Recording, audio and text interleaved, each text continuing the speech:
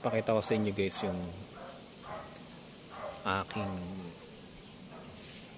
langka, jackfruit kung tawagin sa English. Yan, akala ko hindi mabubuhayin ng bunga kasi 2 beses yata itong nagbunga, lahat na bulok. Ayan, meron pa ditong ano, 2 malaki na. Yan, nagtutuloy-tuloy na yan, tutuloy na yan.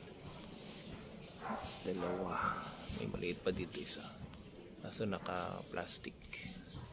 Tapos ang dami niyang mga maliit na bunga. Yan,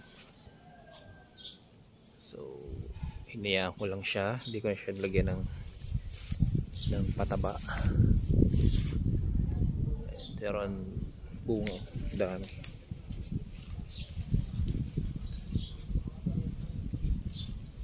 Mga ano to, 6 years to 7 years old.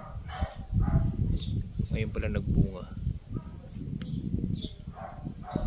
Isa sang maliit na pinutol ko, may nag-uusbungan din mga sprout, may bunga. Hindi ko alam kung matutuloy yan kasi kung titingnan nyo yung bandang maitim na yan, yung nasira. Soon magka-harvest na tayo ng langka. Matamis to.